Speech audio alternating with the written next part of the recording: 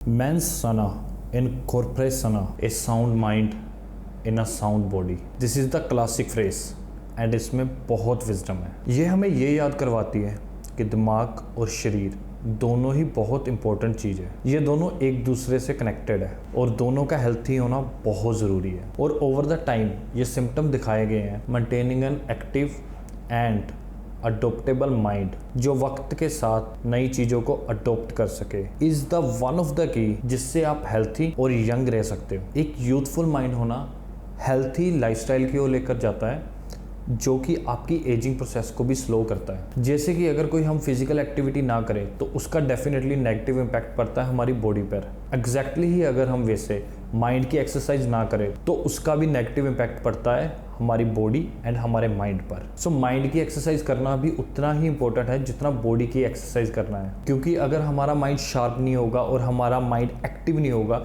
तो जो हमारी सराउंडिंग है वो उन चीज़ों को अडोप्ट नहीं कर पाएगा और उन चीज़ों को समझ नहीं पाएगा। इसीलिए ये बहुत इंपॉर्टेंट है कि हम अपने माइंड को एक रेगुलर वर्कआउट दें। There is a lot of mental exercise, but एक मेंटल एक्सरसाइज जो कि इजराइल के न्यूरो साइंटिस्ट शलोमो ब्रेंटिस ने बताई है, जो कि ये कहते हैं कि ब्रेन को बहुत सारे स्टिमुलेशन चाहिए ताकि वो शेप में रहे और एक्टिव रहे। उन्होंने बहुत ही प्यारे तरीके से एक इंटरव्यू में ये बताया था, इस चीज़ को लेकर तनाव बना रहता है एक ह्यूमन में कि क्या उसके लिए अच्छा है और क्या उसको करना चाहिए। ये अक्सर इसीलिए होता है क्योंकि जो ओल्डर एज के लोग हैं ना, वो जो भी काम करते हैं वो सर्टन वे से काम करते हैं जिससे वो पहले से करते आ रहे हैं और वो ही उनका फ्लो बना हुआ है। एट दैट एज कई टास्क इस तरह से होते हैं कि वो सबकॉन्शियसली करते भी नहीं है, वो ऑटो पायलट पे हो जाते हैं क्योंकि उन्होंने इतनी बारी वो चीज़ें कर ली हैं और वो उनको उसी रूटीन में काम करने के लिए स्टिक कर देती हैं। और इन सब चीज़ों को ब्रेक करने का सिर्फ एक ही फॉर्मूला है, वो है अपने माइंड को न्यू इन्फॉर्मेशन देना, अपने माइंड को न्यू ट्रेनिंग देना। फिर वो उस इन्फॉर्मेशन के हिसाब से कनेक्शन बनाता है।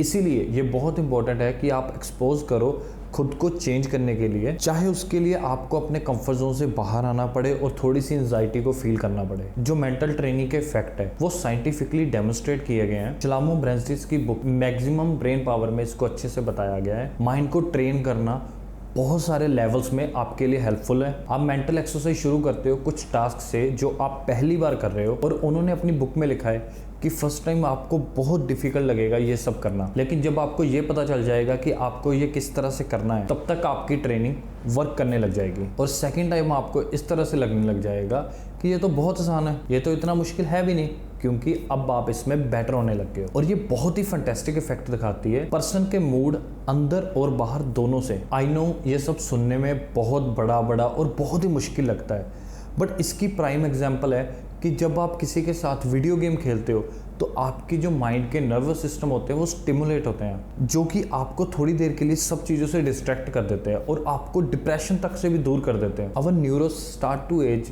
जबकि हम खुद अभी 20s में हैं, लेकिन जो हमारे न्यूरोस है वो बहुत ज़्यादा आगे निकल चुके होते हैं। ये प्रोसेस बहुत ही स्लो है। हाउएवर बाय इंटेलेक्चुअल एक्टिविटी, और जो चीज़ों को याद करने का, चीज़ों को सीखने का आपका डिज़ायर है, नई नई चीज़ें रोज़ सीखने का, सिचुएशंस को डील करने का, वीडियो गेम्स खेलने का, न्यू लोगों को मिलने का, कलेक्टिविटी, ये सब माइंड को एंटी एजिंग की तरफ लेकर जाते हैं। कुछ लोग अपनी एज से बहुत ज़्यादा दिखने लग जाते हैं और साइंटिफिकली रिसर्च में यही पाया गया है कि ज़्यादातर इसका कारण है स्ट्रेस लेना, क्योंकि आपकी बॉडी सबसे ज़्यादा कमज़ोर होती है जब आप स्ट्रेस में होते हो। इवन अमेरिकन इंस्टीट्यूट की स्टडी में भी यही पाया गया है कि स्ट्रेस ही एक मेन ऐसा कारण है जिसकी वजह से ज़्यादातर बॉडी की हेल्थ को प्रॉब्लम्स आती हैं। आजकल हम सभी लोग एक कंपटीशन में रह रहे हैं, हमें खुद भी नहीं पता होता, लेकिन हमारा माइंड 24 घंटे कंपैरिजन में लगा रहता है। वो डूम स्क्रॉलिंग की वजह से हो सकता है, वो आपके आसपास के एनवायरनमेंट की वजह से भी हो सकता है, जिस वजह से स्ट्रेस जो है वो एक नेचुरल रिस्पॉन्स बन चुका है हमारी बॉडी की तरफ से। और बॉडी जब ये सब चीज़ें रिसीव करती है और वो उसको डेंजरस एंड प्रॉब्लमेटिक देखती है। थेट्रिकली ये एक यूजफुल रिएक्शन है, ये हमारी सराउंडिंग में हमें सर्वाइव करने में हेल्प करता है, क्योंकि ड्यूरिंग द एवोल्यूशन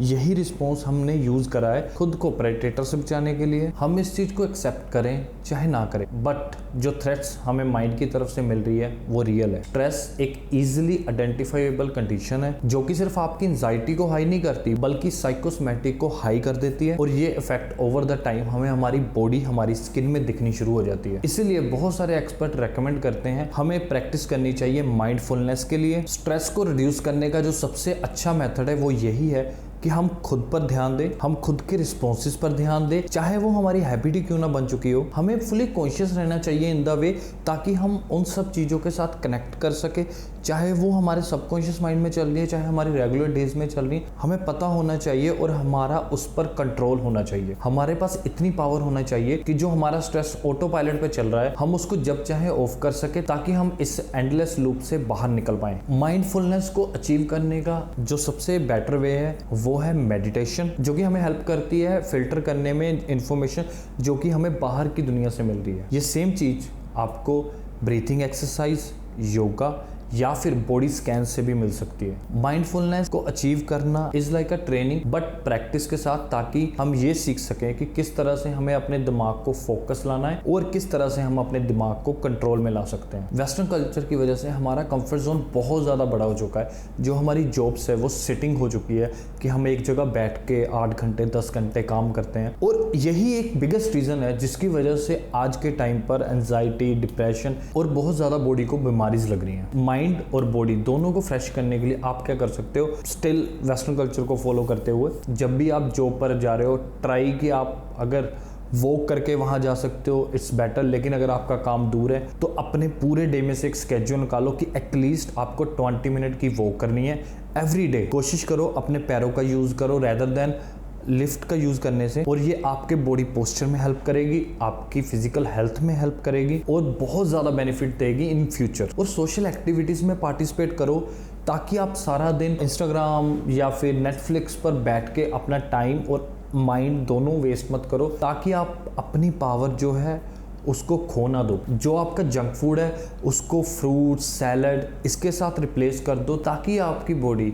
जो स्नैक्स के लिए ज़्यादा अर्ज कर रही है वो लेस कंज्यूम करे, ताकि आप ज़्यादा न्यूट्रिशन अपने सिस्टम में ले सकें। एक अच्छी हेल्थी प्रॉपर नींद लें 6 से 8 घंटे की, इससे ज़्यादा नींद लेना भी सेहत के लिए अच्छा नहीं है। और जो भी आप अपनी डेली एक्टिविटी करते हो, आप पूरी कॉन्शियस होकर वो सब करें, ताकि आपको पता हो कि आप कौन सी हैबिट, कौन सा काम आप ऑटो पायलट पे कर रहे हो, और उसमें आप अपनी और पॉजिटिव चीज़ें डाल सको और उसमें और पॉजिटिव थॉट्स डाल सको। ये जो छोटे छोटे टास्क है ना, इससे आप अपना माइंड और अपनी बॉडी दोनों पर दोबारा से कंट्रोल ले पाओगे और आपको एक अच्छी हेल्थी लाइफ स्पेंड करने में हेल्प करेगी।